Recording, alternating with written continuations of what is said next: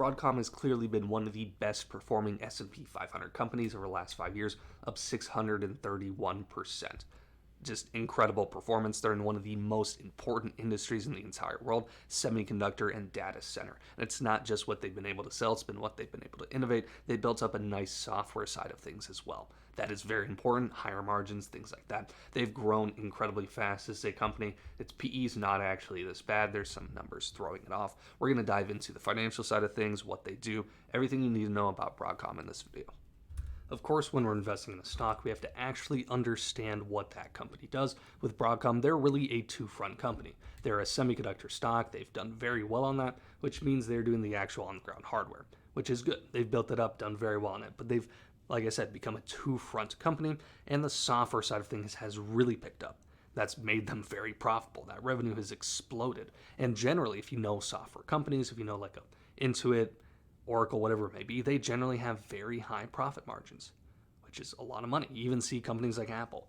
A lot of their profit comes from the services, the Apple Musics. They really, really like that. So yes, their semiconductors, very important. Lots of people use them, very essential. But then they've been able to build on that and say, hey, you need this software with it as well. Cloud solutions, we don't have time to dive into every little bit of it. You can pause this as I scroll down and read through it, or you can just do a synopsis of it. But yes, I'm not going to be able to explain every minute detail. Very, very important company. They have a lot of huge customers. And the other thing is they're in a space that has high profit margins on the other end too. So everyone down the really supply chain has pretty good operating margins, certainly once you get to Broadcom. So the people they're selling to, like the cloud companies generally are making lots of money as well. They're growing really fast. So it's just a very, very nice business to be in. And no one really thinks it's going to slow down anytime soon. We need more and more and more of this. So Broadcom's very well positioned for it. We're going to dive a little bit more into some risks in the company, but right now we're going to dive into some financial stuff.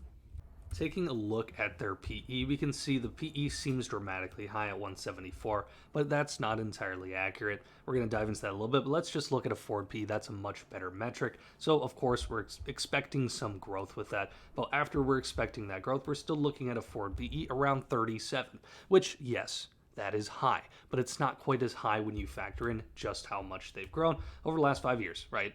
It's not that expensive. The S&P 500 forward P is somewhere around 23. So with this being 37, we aren't, we're 50% more expensive-ish in the realm, and we're dramatically outperformed more than 50% in the S&P 500, considering it's only up, 90%. So yeah, this is what I was talking about. GAAP is how you have to legally say, hey, this is what we made, because you can't lie. But sometimes there's one-time expenses, things like that, that can distort the actual PE number, and that's what's happening here. That's why PE looks 174. PE is not 174. It's not even really close at all. So after we're factoring in kind of a 28.5% increase, next year is what we're expecting for full year 2025. We're looking at a PE around 37 for a PE. You see that in a company like NVIDIA right around there as well. So yes, two things can be true at once. It is a fairly high PE, but also this is a company that is growing dramatic, and you would expect it to be a higher PE. And a lot of that is we had a crazy increase in revenue, 44% this year. You do not see that in companies generally. It's not expected to happen really ever, but it is happening. It is true. 44%. We're expecting decent growth next year, but we're also just expecting better margins, probably on that dramatic increase in revenue. Oftentimes, when you're growing crazy fast, you'll pour a lot of money into just growing that revenue, and then you'll kind of get the margin on that later. Maybe you're putting a little bit more into R&D, research and development, whatever it may be. So this looks fine to me. Like I said, it is a stock that has a higher PE, so you can expect a little bit more volatility when the market's down. But other than that, there's nothing concerning here. Taking a look at the balance sheet, we can see, okay, we have a substantial increase in debt here. That's not really concerning to me at all, considering how much we have grown. Specifically our profit or income, whatever it may be, assets increasing, all that. There's nothing really here that's concerning, because when we look at just how much you've grown profit, right?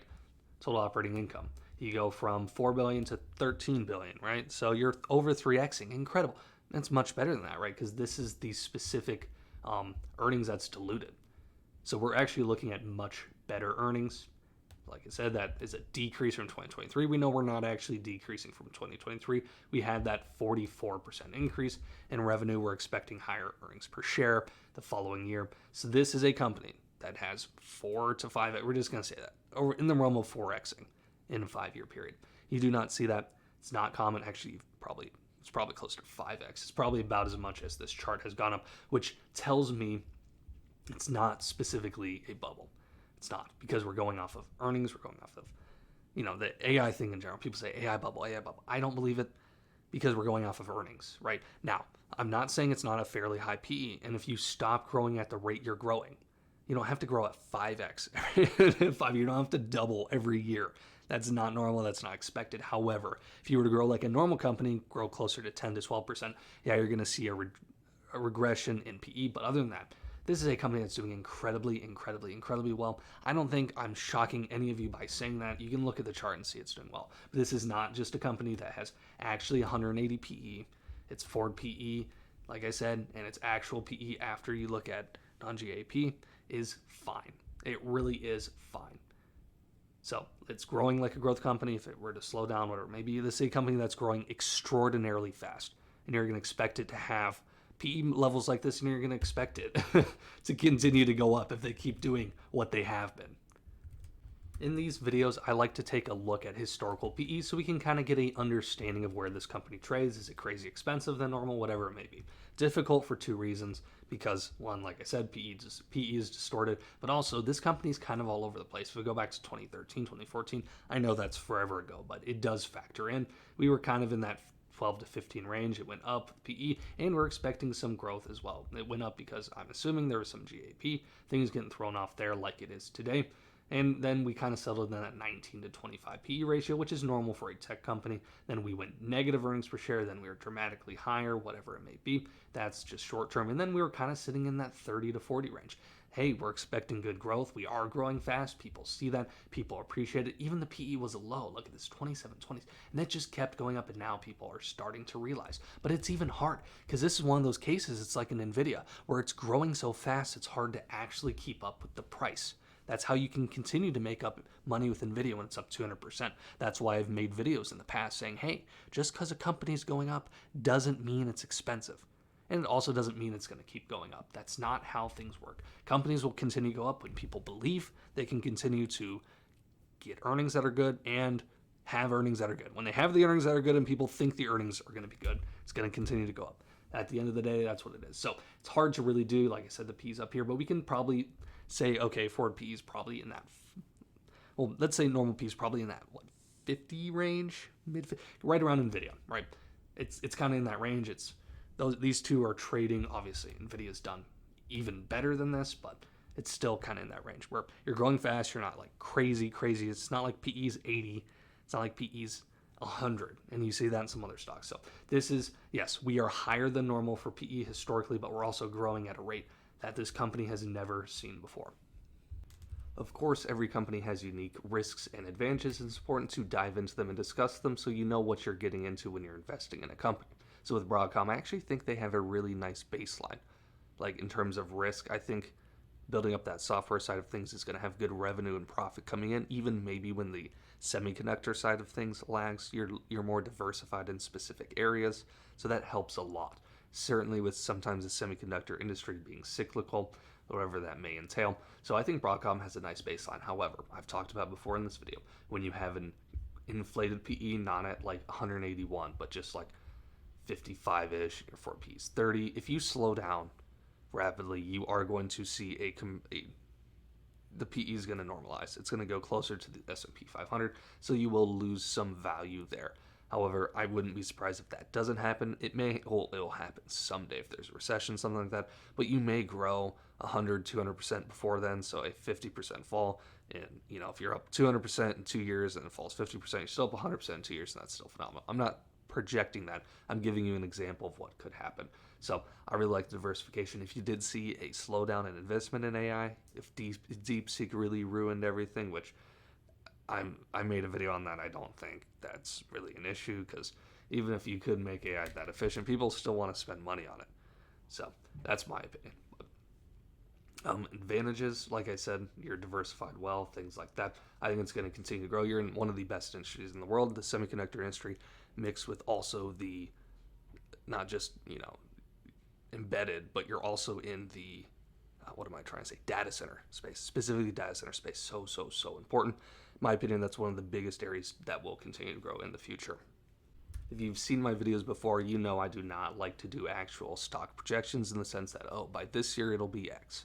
Because I think that's silly. There's so many factors in the market. It's impossible to tell. However, I do think that I can give a baseline. The S&P 500, whatever it will do, I think this company will do X. I think Broadcom will continue to outperform the S&P 500 and probably fairly significantly. I think there's a very good chance of that happening. The only risk, and I've said it numerous times, is if that percent chance that it doesn't, you're probably going to have more risks than another company because you're going to have more deflated PE. Honestly, I'm not even really sure that's the case because oftentimes, however much you miss, you go on to whatever. It's complicated, but I think Broadcom, and anyways, I think Broadcom is going to continue to do well. Maybe not quite 600% in 5 years. That's rather dramatic. But I think it's going to be a company that continues to do well, keeps building up that software space. You're going to have higher margins if that continues to be a larger and larger segment of your income, of your revenue, and then therefore your profit. Because like I said, very, very good margins on that. That's huge for this company. So I really, really like that. But I think it's going to continue to do well. Like I said, I'm not going to give maybe I like to be super conservative with my estimations, maybe 150 to 200% for every 100% the S&P 500 goes up for the next 5 to 10ish years. That's a little. I mean, we're at $1 trillion company now. The only thing is, I mean, if you're going to be up 600% in the next 5 years again, you're going to be up a lot. You're going to be $6 trillion. That's double the largest company in the world. Definitely not impossible, but it starts getting more and more difficult to go up incredible multiples the closer you get to the largest company in the world. Not that you can't grow fast being the largest company in the world. We see that, but you're not going to be able to 2,000% in 5 years, and almost no company can do that anyways, but it gets exceedingly harder to do that. But hey, I think Broadcom is one of the better companies in the world. They're one of the top 10, I believe, in terms of market cap in the entire world. I think they're going to continue to do very well into the future. Maybe even join that Mag 7. I might even put them in that. Maybe they prove it for another year or two and they're solidified in that one of the largest tech companies in the world. But I think Broadcom is going to continue to do very well. Anyways, if you guys enjoyed this video, I appreciate if you like and subscribe. I do daily stock content in this channel, and thanks for watching.